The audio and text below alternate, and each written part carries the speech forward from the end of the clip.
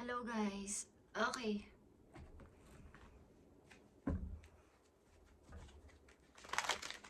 Para to sa'yo, Gemini. Ngayon ay March 24, 2026. Okay, Gemini, this is for you. Love reading ito, guys. Okay, Gemini? Tingnan natin ang inyong nakaraang pag-iibig muna. Gemini, sa mga Gemini na bibigyan ng message today, March 24, 2026. Nakaraan ninyong pag-iibig ito, guys. Okay.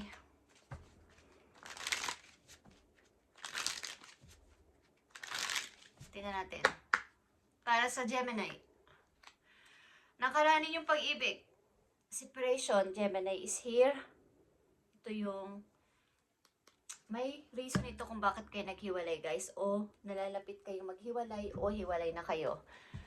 At bakit? Titingnan natin ang nakapaloob dito sa inyong message. Sa Gemini, nabibigyan ng message today. Ito ay nakaraan ninyong pag-ibig o kasalukuyan. Okay. Ito ay Nine of Pentacles, guys. Ilan sa inyo ay single na, guys, at nakatutok sa work. Work, and pagpaparami ng ipon. Gemini, kayo ay single na medyo nasa edad na 40s pataas dito, okay? Maaring mature. Ito ay mature woman or mature man. Aliman dyan, guys. Okay. So, tingnan natin ang inyong message about sa inyong pag-ibig. Andito ang different path. So, magkaiba na nga kayo ng nilalantas ng iyong minamahal o ng iyong partner. Hindi na kayo nasa same page. Magkaiba na kayo ng ginagawa sa buhay. Yung partner mo nasa inyong mind. Okay. Magkaiba na kayo ng ginagawa sa buhay. At tingnan natin ang nakapaloob dito. So, andito ang Six of Wands, guys. Magkalayo man o nagkalayo man kayong dalawa is merong usapan. Merong nag-give up. Merong nagsalita na lang na palayain na natin ang isa't isa para sa ating happiness o para sa ating parehong paglaya o pagkakaroon ng free sa isa't isa. Pero may usapang maayos. Okay, Gemini? King of Wands is here. Pero nanatili ang isa sa inyo na nakatingin sa bawat isa. Or wala pang mga partner sa buhay. Maaaring nakafocus kayo pareho sa inyong mga work at sa inyong mga, pag ako may business kayo is, doon kayo naka-focus ngayon.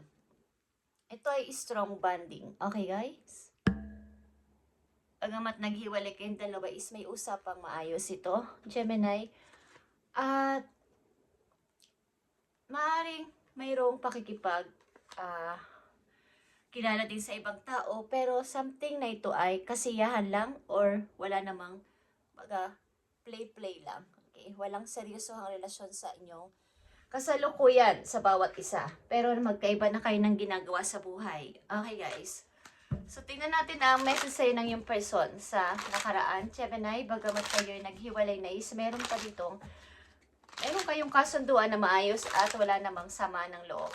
Okay, ano ang message sa'yo ng yung person sa nakaraan? Maaari rin ang inyong relasyon ay nagkaroon ng lamat dahil sa mga silusan o sa mga third party. Okay. Message sa'yo ng yung person, Gemini. I hope that you can forgive me one day. Okay. So, one day, gusto niya na kayo ay, o kaya ipatawarin mo siya one day. Okay. So, sa inyong kasalukuyan, guys, o paparating na person sa mga Gemini. March 24, 2026 sa mga Gemini. Kasalukuyang connection or paparating na person sa inyong buhay. Tingnan natin ito, Gemini. So, commitment is here. Sa inyong kasalukuyan, maaaring kayo nakakommit na sa bagong person ng ilan sa inyo at meron ng pagpupropose o proposal na magaganap or magkakaroon na ng level up ang inyong relasyon. Okay. So, tingnan natin ang nakapaloob dito sa inyong connection na to, bibigyan na kayo ng singsing, guys. Successful relationship ito sa inyong kasalukuyan o sa paparating na bagong person is maaaring kayo ay lalagay na sa pagpapakasal or sa pagpapamilya. Okay, sa ilang Gemini. Tignan natin, guys. Ang nakapaloob dito sa inyong message o sa inyong mensahe ngayon. So, kayo ay matagal na na-stuck dito sa relasyon na ito sa nakaraan. Bagamat may pagka-stuck is, meron pa rin, kumbaga, ginigising kayo ng inyong mga angels na kayo ay mag-start na ng bago. Magkaroon na ng pagtingin sa ibang tao, magpapasok ng bagong tao sa buhay. Okay? Talagang kayo ay palatrabaho na tao. Okay?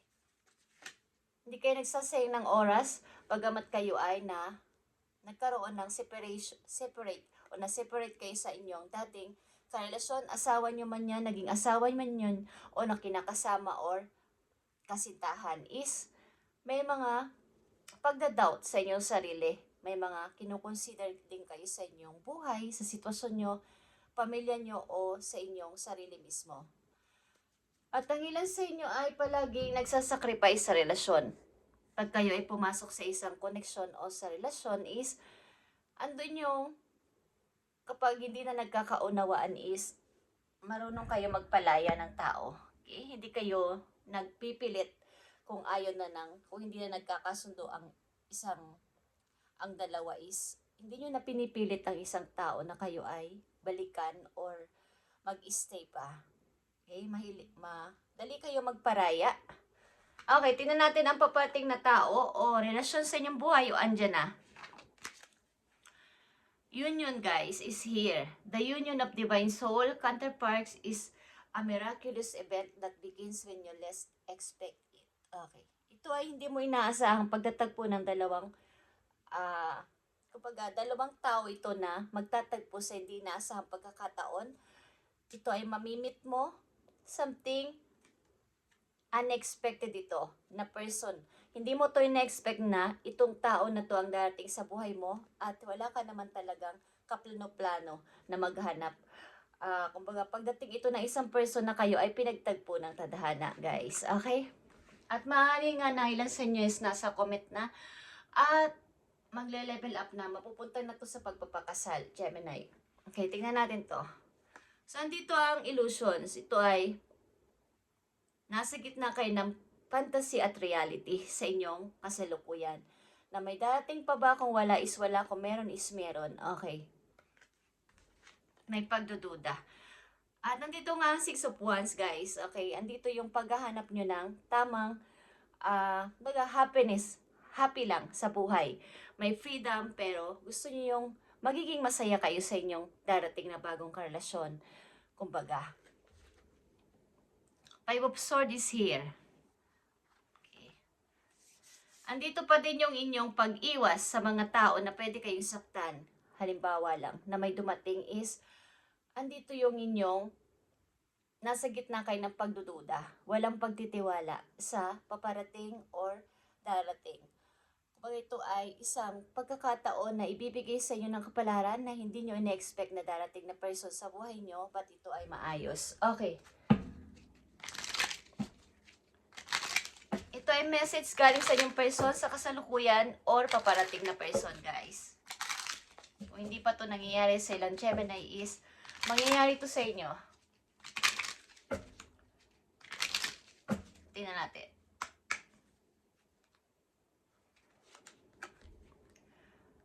Now is not the time. Okay. Kung kayo ay nasa relasyon na, maaaring may mga pinag-uusapan kayo na mga mahalagang bagay, but hindi pa ito yung tamang time para sa inyong usapan na to, okay? At maaaring kayo ay ang makakarelasyon nyo o nasa relasyon na kayo is malayo kayo sa isa't isa. So, maaaring ang person na to ay nagtatanong sa iyo kung iniisip mo ba ako, Gemini, something. Okay.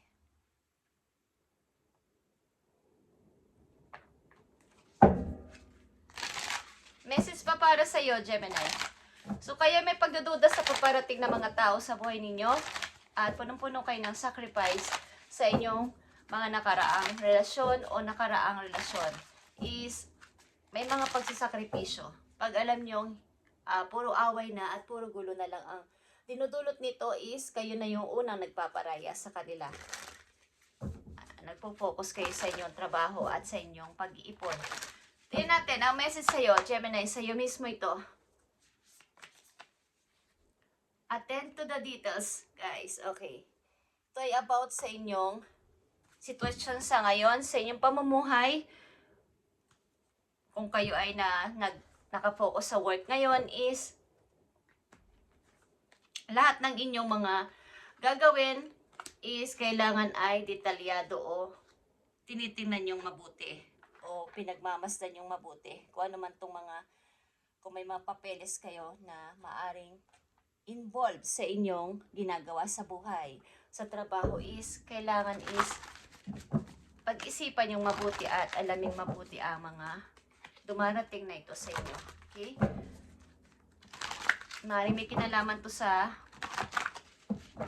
something, bahay, lupa. Okay guys. Hindi ko alam kung kayo may mga bibilhin o nais bumili ng mga lupa o bahay is alamin nyo ang detalye nito bago kayo magpirma-pirma. Okay. Message pa para sa iyo, Gemini. Sa iyo mismo ito. Tingnan natin. March 24, 2026 sa mga Gemini. Andito ang 9 of Michaels at ito ay 9 of Swords, guys.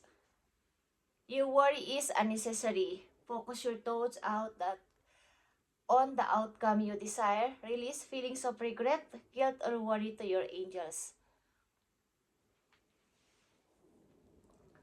Bagamat kayo nagpapatuloy sa inyong pamumuhay sa ngayon is may mga regret kayo at pagbi-blame sa inyong sarili. Bakit nangyari ito sa akin? O bakit ako palagi nag-iisa or laging malungkot? May mga pag-iisip-isip na ganito. So, ang worry nyo ay hindi mahalaga. Mag-focus kayo sa inyong sa positive na gusto ninyong mangyari sapagkat yun ang mangyayari sa inyo kung yun doon kayo mag-focus. Okay?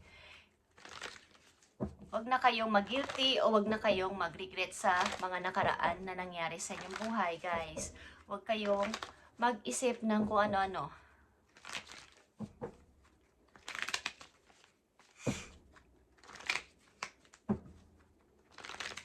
Last message for you, Gemini, sa inyo mismong sarili ito.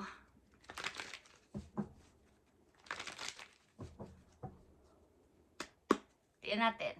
Gemini. Andito ang number 3. Ito yung number 3, creativity and abundance. Gemini. You're being called to action. You're ready to accomplish great things and truly come into the fullness of who you are. It's time to create creativity, giving birth to beloved project or becoming parent. Follow your passion so that abundance and prosperity manifest for you. Ito ay High Priestess, the Empress, guys. Okay? So kayo ay kung mayroon kayong mga iniisip at mga dumarating sa inyong utak na bakit ay katulad ng bubuntis. Okay, ilan sa inyo ay magbubuntis, ang ilan sa inyo ay may ilulunsad na mga bagong project. So ito ay inyong bigyan ng attention na i-start kung kaya ninyo mag-start ng bagong mga dumarating na bagong idea sa inyong isip. Negosyo man yan o bagong mga pagkakakitaan is inyong gawin sapagkat may kinalaman to sa inyong passion, sa inyong hilig. Okay, sa inyong talent. So, follow your passion at ang money ay madaling papasok sa inyong buhay. Abundance is prosperity manifest for you. Okay, guys? So, magpatuloy lang, Gemini, at huwag isipin na ikaw lagi ang nagsasacrifice sa lahat ng oras. Sa inyong pag-ibig, maaaring kayo naman ay hindi desperado o desperada na makahanap ng tao. Kung may dumating is may dumating. Meron din kasi kayong pagdududa na kung totoong mga person pa ang darating sa inyong buhay. Okay. At sa pakikipagkaibigan, pakikipagsosyalan sa labas, guys, huwag kayong masyadong magtitiwala sa mga taong lapit na lapit sa inyong buhay. May mga hindi maayos ang pagtingin sa inyo kapag kayo ay hindi nakatingin sa kanila, okay? Bagamat kasama nyo lagi sila sa pamamasyal, pagkain sa labas, usap-usap is kapag kayo ay mainggit, guys. Okay, halimbawa kayo ay 5 friend o 3 magkakaibigan. Pag close kayo sa isa is, iba ang tingin ng isang person sa inyo. May selos, okay? Gusto niya siya lang ang papansinin nyo. Something, selos, okay. Message pa para sa iyo, Gemini. Isa na lang tong message for you. Okay, important connection is here. Maaaring nga may magtatagpo dito ng 2 puso na ito ay pinaglapit ng tadhana. Hindi ito plinano, hindi ito binalak, o hindi ito na-expect. Kumbaga, kusang darating para sa inyo. Ito ay fated meeting ng 2 pusong important connection ito na hindi nyo inaasahan, guys. At yeah, safety, comfort is here, guys. Dating someone new. Okay, Gemini. Thank you and God bless it, Gemini. At happy Tuesday, guys. Thank you and God bless.